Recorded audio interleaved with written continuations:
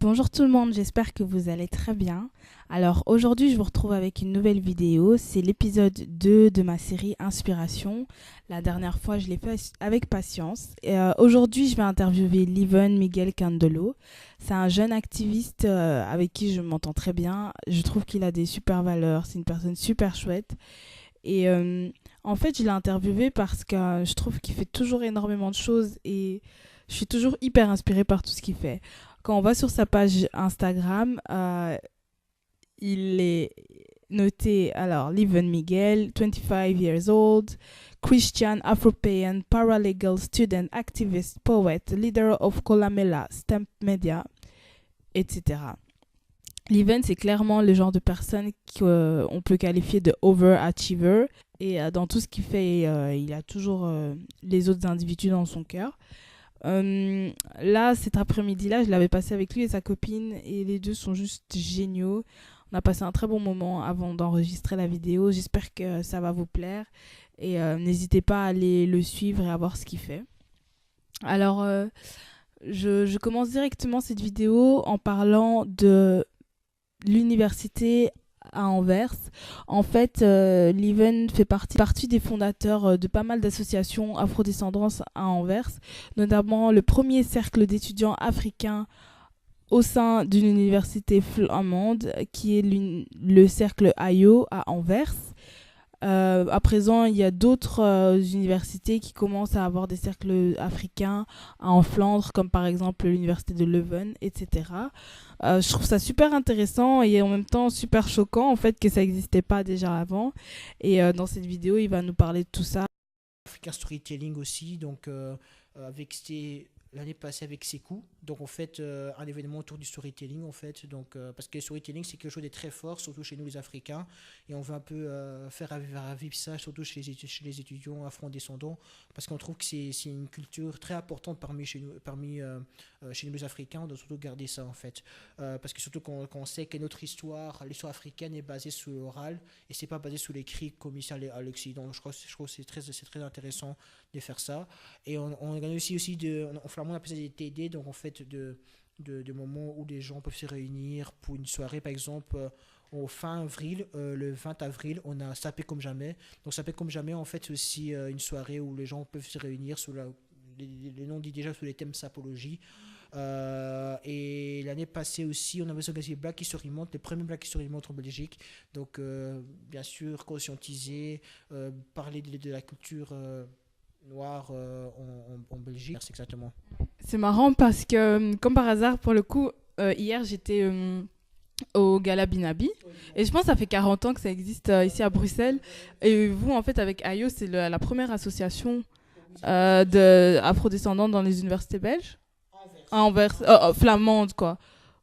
Ou, ou est-ce que ça existe? Enfin, il n'y a pas vraiment dans les autres universités. Je crois que AYO, c'est vraiment le premier association étudiantine d'afro-descendants en Flandre. Je crois que oui, oui. Parce que ça fait à peine, on est déjà à peine à notre deuxième année scolaire. Donc, au mois de septembre, ça fait 2 ans, à peine 2 ans que ça existe. Donc, Est-ce que tu penses que c'est normal au vu de juste la situation, la démographie des étudiants afro-descendants en Flandre, ou est-ce que ça a tardé à arriver en fait? je crois que oui. Pourquoi? Parce qu'en fait, il faut savoir une chose, que la conscientisation des afro-descendants en Flandre a commencé à partir de 2014, quand Kilalo a mis pied à Anvers. C'est là que ça a en fait commencé une vague des gens, entre autres moi, des gens afro-descendants qui ont décidé en fait de s'élever en fait pour leurs droits en fait. Je disais donc, il faut savoir une chose, c'est qu'en Flandre, il y a 20-30 ans, que l'émancipation venant des personnes d'origine étrangère, ça venait des Marocains et des Turcs. Et nous, on n'était pas vraiment là, en fait, parce que c'est très bizarre à dire ça, mais il faut savoir une chose, que l'intégration des personnes d'origine africaine a commencé dans les années 80.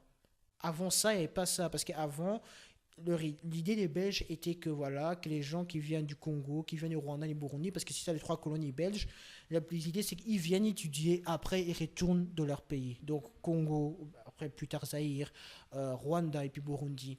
Ce qui n'était pas le cas, c'est qui a fait qu'en fait, c'était pas seulement avec les afro-descendants, c'est aussi avec les Marocains, les Turcs, c'est la même chose.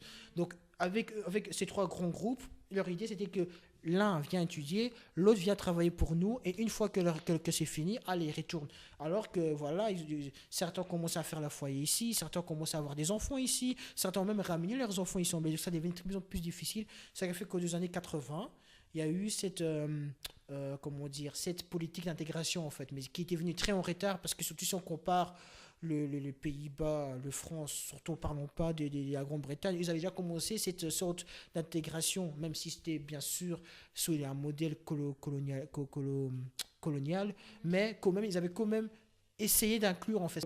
C'est pas vraiment étonnant, ça peut paraître étonnant, tu peux dire ah 2017 parce que ça crée en 2017, première Ascension afro-descendant en Flandre, c'est pas possible. Non, non, c'est tout à fait normal en Flandre, dans le sens que ça prend vraiment du temps quoi.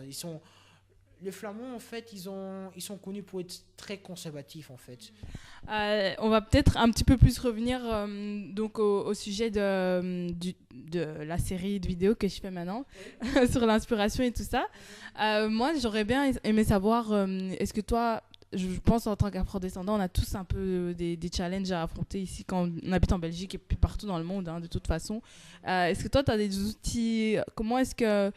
Enfin, je sais pas, est-ce que tu as envie de parler d'un challenge en particulier que tu as vécu ou parler plutôt des outils que tu as utilisés pour à chaque fois affronter et être toujours dans une optique de résilience? Bon, faut savoir une chose, c'est que c'est pas toujours facile, hein. Le challenge, c'est toujours difficile. Bon, moi, en tout cas, ce que j'essaie de faire depuis cette année, c'est d'être plus discret. J'ai appris d'une manière forte, mais j'ai appris qu'en fait, être discret, ça peut vraiment aider.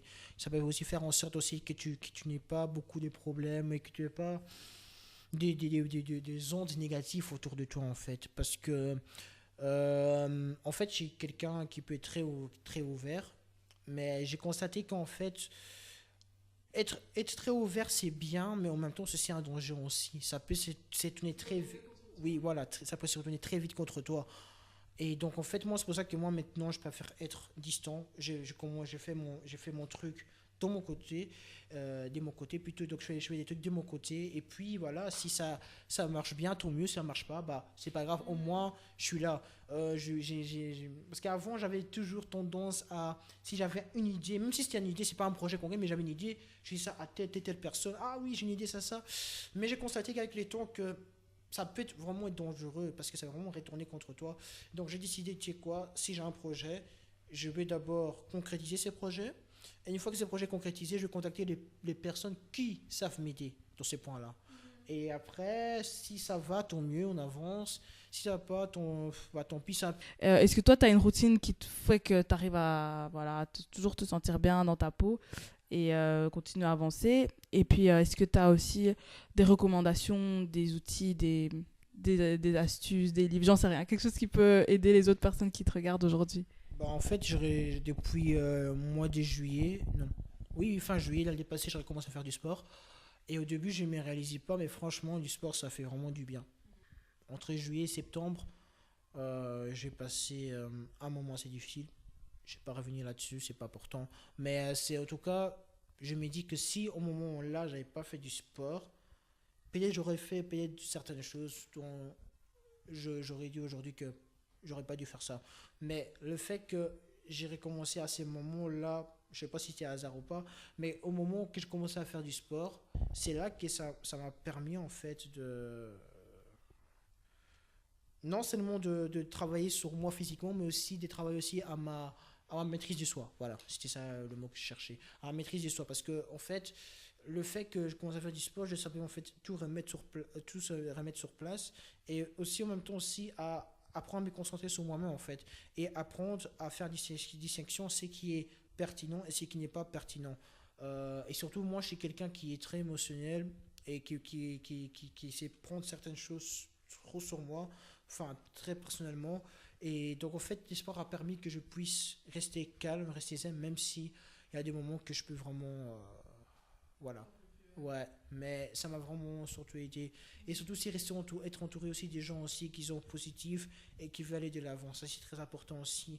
Parce que j'aime pas être entouré des gens qui sont négatifs. Des gens qui sont négatifs, qui pensent négativement, tout ça. Ça me, ça me décourage et ça me fatigue et moi j'aime pas ça. Donc si je vois que tu es négatif, je préfère te mettre de côté. Je préfère rester avec des gens qui sont positifs, quoi. Ouais. Donc, en gros, le sport et surtout être bien entouré. Ouais, voilà, c'est ça. Et où est-ce qu'on peut te retrouver si les gens ils veulent savoir ce que tu fais, etc. Ce qui est... Je suis un peu partout, hein. Donc sur Facebook, c'est Livet Miguel Candelo. Sur non, non, c'est moi ajouté en tant qu'ami. Euh, sur Instagram, c'est Liven MK. Sur Twitter, c'est Liven Miguel. Avec non, underscore à la fin.